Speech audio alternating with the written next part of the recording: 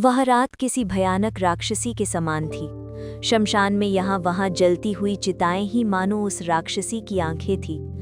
ऐसी महाभयानक रात में राजा विक्रमादित्य एक बार फिर से शीशम एक वृक्ष के नीचे पहुंचा और बेताल को नीचे उतार लिया।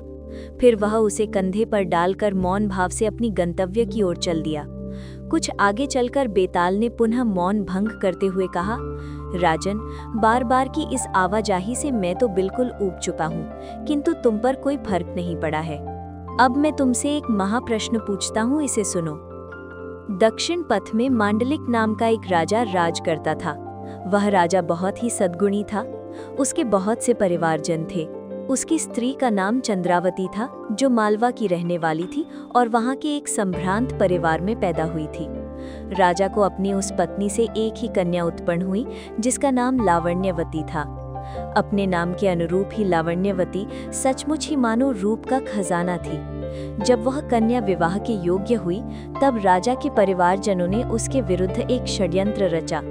उन्होंने राज्य में फूट डाल दी और राजा मांडलिक को सिंहासन से उतार दिया। वे उसके खून के प्यासे बन गए। एक रात राजा अपनी पत्नी और पुत्री सहित किसी प्रकार बचकर वहां से निकल भागा। वह अपने साथ बहुत ही उत्तम कोटि के कुछ रत्नों को भी ले जाने में कामयाब हो गया। राज्य से निकलकर राजा अपनी ससुराल मालवा के लिए चल पड़ा। पत्नी और पुत्री के साथ जाता हुआ जब वह विंध्याचल पर्वत के निकट पहुंचा, तो रात हो गई। किसी प्रकार वह रात उन सब ने उसे जंगल में काटी और भोर होते ही पुनः आगे चल पड़े। वैभव और ऐश्वर्य में पले बड़े होने के कारण उन्होंने कभी पैदल सफर नहीं किया था, अतः उनके पांव कांटों से छिल गए थे। इस तरह चलते चलते वे एक भीलों के गांव में जा पहुंचे। उस गांव के भील चोर लुटेरे थे। धन के लिए किसी की भी हत्या तक कर देना उनके लिए मामूली बात थी। वस्त्र और आभूषण पहने वाले राजा को दूर से ही देखकर वे उन्हें लूटने के लिए अनेक प्रकार के अस्त्र शस्त्र हाथों में लिए उनकी ओर दौड़ पड़े। उन्हें देखकर राजा ने अपनी स्त्री और कन्या से कहा, ये म्लेच्छ लुटेरे पहले तुम्हारे ही ऊपर आक्रमण करेंगे, अतः तुम दोनों तुरंत वन में जाकर छिप जाओ। राजा के ऐसा कहने पर भय के कारण रानी चंद्रावती अपनी कन्या को साथ लेकर तत्काल वन में चली गई।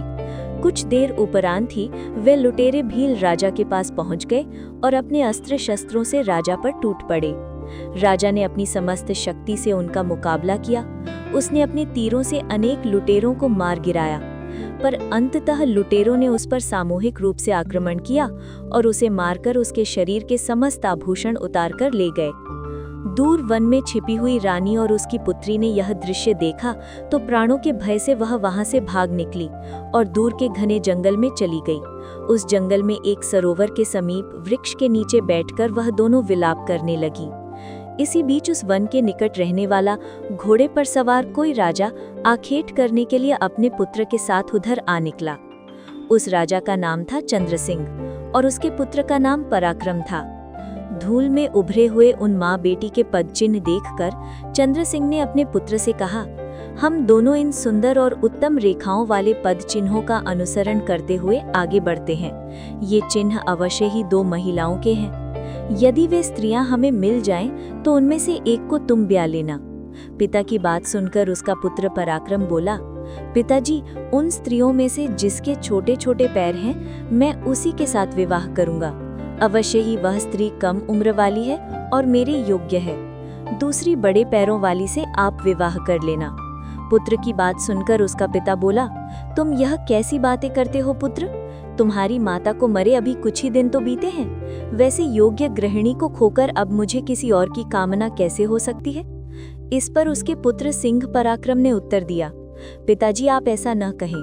मैंने जिस स्त्री के पद चिन्ह देखकर उसे अपने लिए पसंद किया है, उसे छोड़कर दूसरी स्त्री को आप अपनी भार्या अवश्य बनाएं। आपको मेरे प्राणों की सौगंध।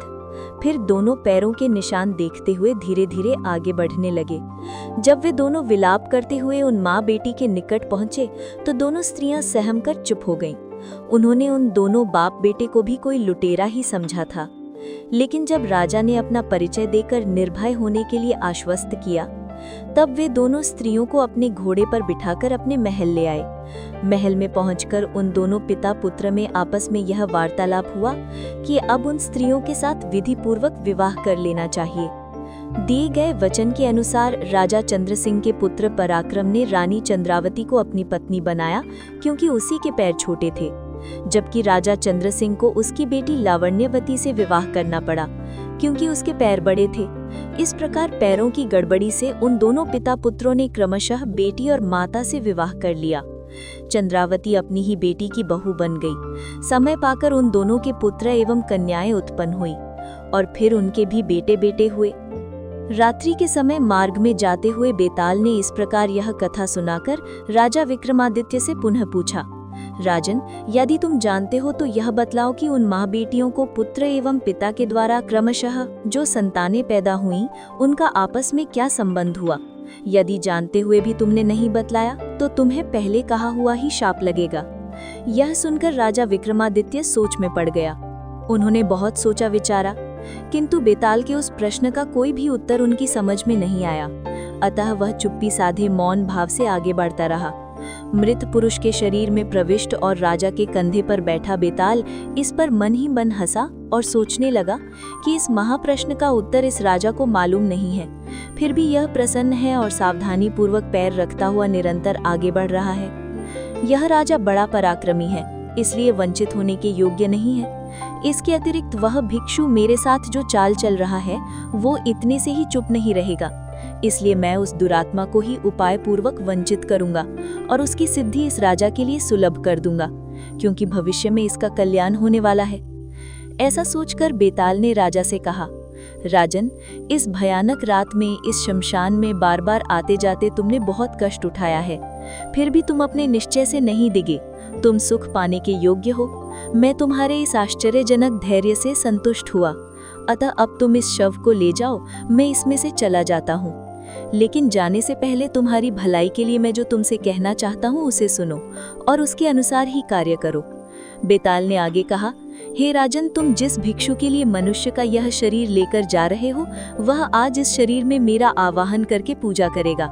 पूजा करने के बाद वह दुष्ट तुम्हारी ही बलि चढ़ाने की इच्छा से तुमसे कहेगा कि भूमि पर पड़कर साष्टांग प्रणाम करो। तब उस समय तुम उस भिक्षु से कहना, पहले तुम करके दिखलाओ, फिर मैं वैसा ही करूंगा। तत्पश्चात जब वह भूमि में पड़कर प्रणाम करके तुम्हें दिखलाए, उसी समय तुम तलवार से उसका मस्तक काट देना। तब विद्याधरों का जो ऐश्वर्य वह प्राप्त करना चाहता है वह तुम्हें मिल जाएगा। उसकी बलि देकर तुम पृथ्वी का भोग करोगे। ऐसा नहीं करोगे तो तुम्हारी बलि चढ़ा देगा। मैंने इसी कारण इस कार्य में तुम्हारी इतनी देर तक विघ्न डाला था। जाओ, तुम्हें सफलता प्राप्त हो। इतना कहकर राजा के कंधे पर लदे मृत शरीर से निकलकर बेताल चला गया।